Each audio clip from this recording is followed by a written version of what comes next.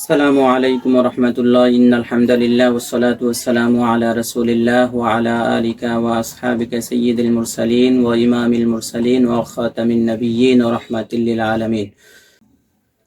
দূরের ও কাছের দেশ ও প্রবাসের যেই সকল ভাই ও বন্ধুগণ, শুভাকাঙ্ক্ষীগণ আজকে আমাদের আলোচনাটি শুনছেন, সকলের প্রতি মোবারকবাদ। আজকে আমরা আলোচনা করব রাসূলুল্লাহ সাল্লাল্লাহু আলাইহি ওয়াসাল্লামের রওজা মোবারক জিয়ারত করার ফজিলত সম্পর্কে। রাসূলুল্লাহ সাল্লাল্লাহু আলাইহি ওয়াসাল্লামের রওজা মোবারক জিয়ারত করার অনেকগুলি হাদিস রয়েছে, যা বর্ণনা করেছেন একত্রে একটি কিতাবে, ওয়াফাউল ওয়াফা বি আখবারি দারিল মুস্তাফা।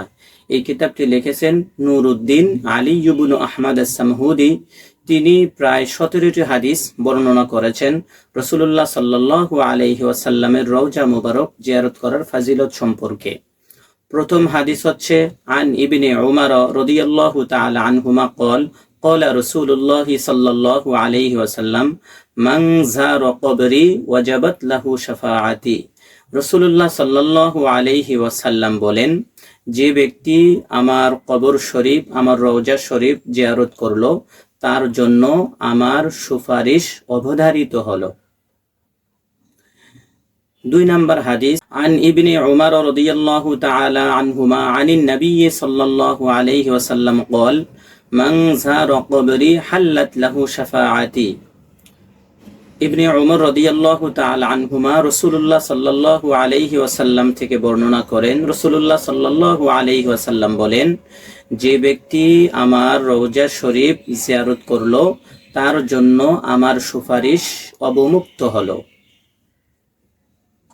তিন নম্বর হাদিস عن ابن عمر رضي الله تعالى عنهما قال قال رسول الله صلى الله عليه وسلم من جاءني زائرا لا تحمله حاجة إلا زيارتي كان حقا علي أن أكون له شفيعا يوم القيامة।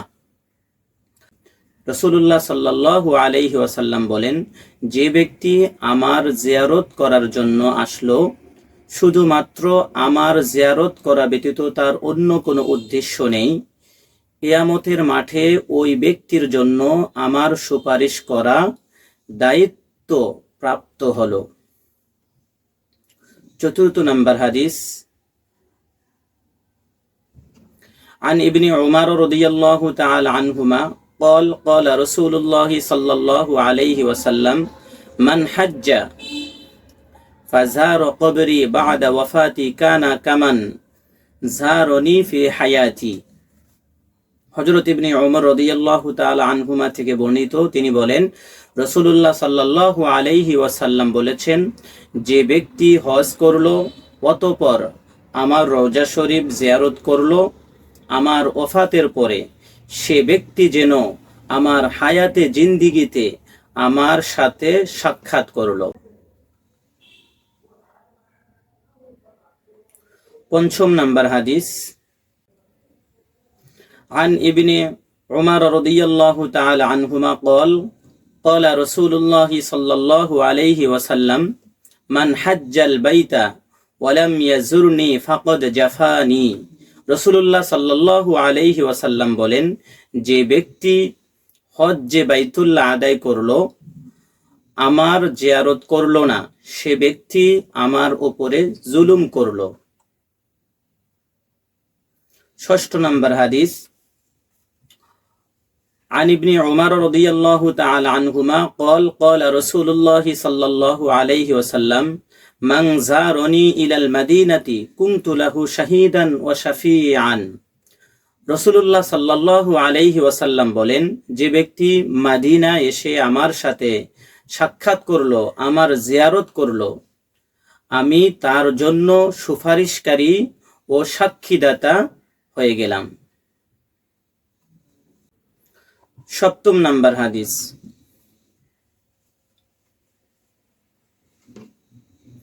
عن ابن عمر رضي الله تعالى عنهما قال سمعت رسول الله صلى الله عليه وسلم يقول من زار قبري أو قال من زارني كنت له شفيعا أو شهيدا।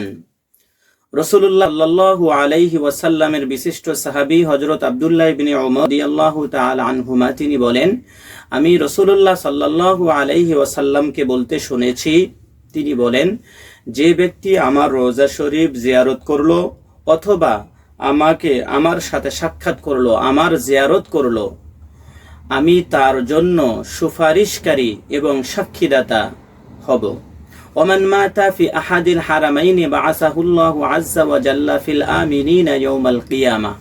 রাসূলুল্লাহ সাল্লাল্লাহু আলাইহি ওয়াসাল্লাম বলেন, যে ব্যক্তি মক্কা এবং মদিনা এই দুই হারামের কোনো এক জায়গায় মৃত্যুবরণ করল, সে ব্যক্তি কিয়ামতের মাঠে নিরাপদ অবস্থায় পুনরুত্থিত হবে।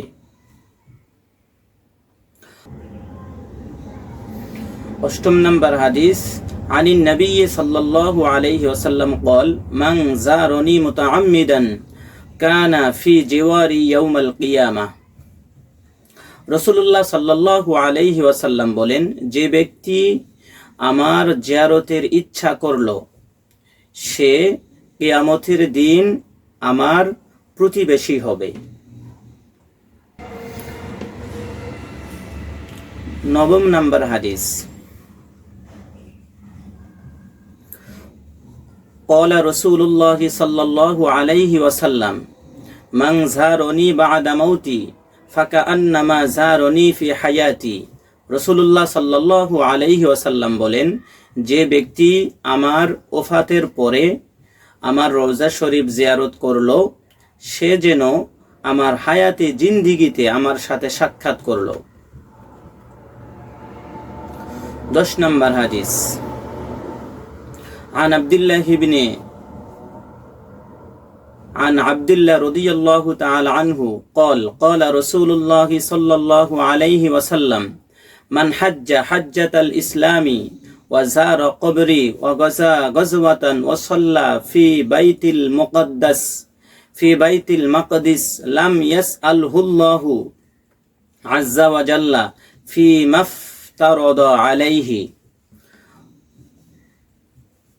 আব্দুল্লাহ রাদিয়াল্লাহু তাআলা আনহু তিনি বলেন, রাসূলুল্লাহ সাল্লাল্লাহু আলাইহি ওয়াসাল্লাম বর্ণনা করেছেন, যে ব্যক্তি হজ আদায় করলো এবং আমার রওজা শরীফ জিয়ারত করলো এবং যুদ্ধের ময়দানে যুদ্ধ করলো, বাইতুল মুকাদ্দাসে বসে আমার উপর দরুদ শরীফ পাঠ করলো, আল্লাহ তাআলা কাল কিয়ামতের মাঠে তাকে ফরজ সম্পর্কে জিজ্ঞাসা করবেন না।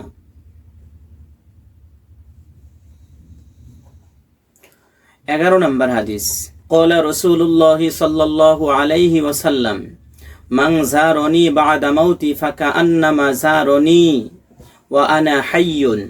রাসূলুল্লাহ সাল্লাল্লাহু আলাইহি ওয়াসাল্লাম বলেন, যে ব্যক্তি আমার ওফাতের পরে আমার জিয়ারত করলো, সে যেন আমি জীবিত থাকা অবস্থায় আমার সাথে সাক্ষাৎ করলো। 12 নম্বর হাদিস, عن أنس بن مالك رضي الله تعالى عنه أن رسول الله صلى الله عليه وسلم قال من زارني بالمدينة كنت له شفيعا وشهيدا يوم القيامة। হযরত আনাস ইবনে মালিক রাদিয়াল্লাহু তাআলা আনহু হতে বর্ণিত, রাসূলুল্লাহ সাল্লাল্লাহু আলাইহি ওয়াসাল্লাম বলেন, যে ব্যক্তি মদিনাতুল মুনাওয়ারায় আমার জিয়ারত করলো, কিয়ামতের দিন আমি তার সাক্ষীদাতা এবং সুপারিশকারী হব। 13 নম্বর হাদিস,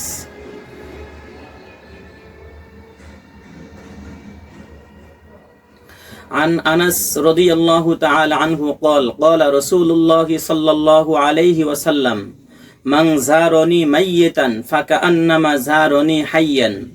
রাসূলুল্লাহ সাল্লাল্লাহু আলাইহি ওয়াসাল্লাম বলেন, যে ব্যক্তি আমার ইন্তেকালের পরে আমার সাথে সাক্ষাৎ করলো, আমার জিয়ারত করলো, সে যেন আমি জীবিত অবস্থায় আমার সাথে সাক্ষাৎ করলো।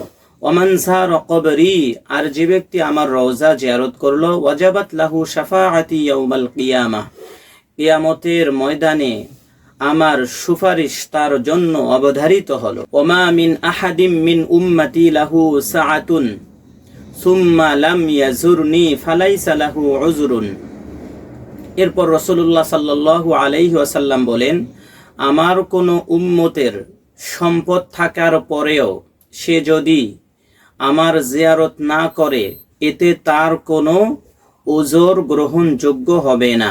14 নম্বর হাদিস, عن ابن عباس رضي الله تعالى عنهما قال قال رسول الله صلى الله عليه وسلم من زارني في مماتي كان كمن زارني في حياتي।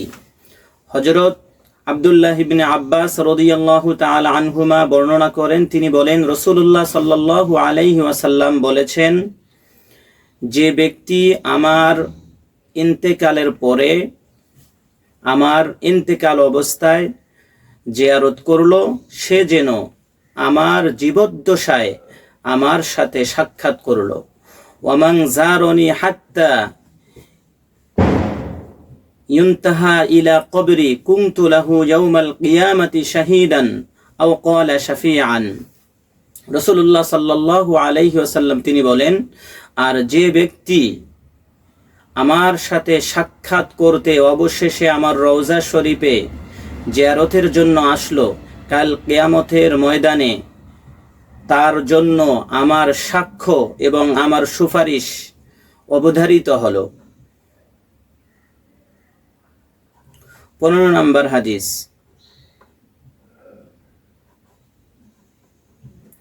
عن ابن عباس رضي الله تعالى عنهما قال قال رسول الله صلى الله عليه وسلم من حج إلى مكة ثم قصدني في مسجدي কুতিবাত লাহু হাজ্জাতানে মাবরুরাতানে। রাসূলুল্লাহ সাল্লাল্লাহু আলাইহি ওয়াসাল্লাম বলেন, যে ব্যক্তি হজ আদায় করলো, এরপর আমার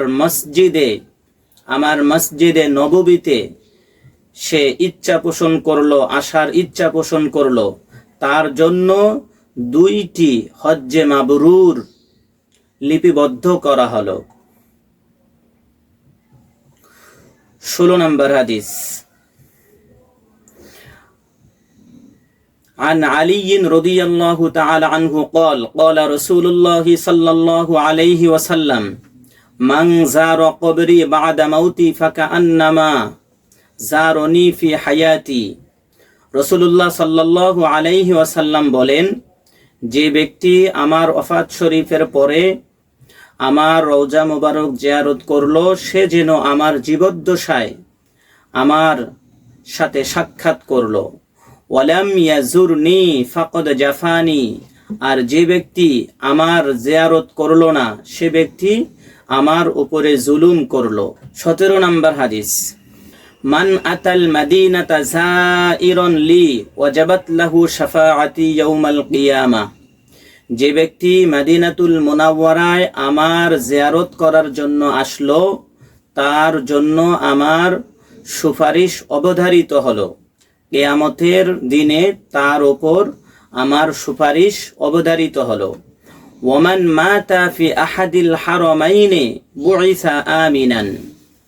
রাসূলুল্লাহ সাল্লাল্লাহু আলাইহি ওয়াসাল্লাম এরপরে বলেন, যে ব্যক্তি 2 হারাম শরীফের মক্কা এবং মদিনার যে কোথাও ইন্তেকাল করলো, সে কিয়ামতের মাঠে নিরাপদ অবস্থায় পুনরুত্থিত হবে।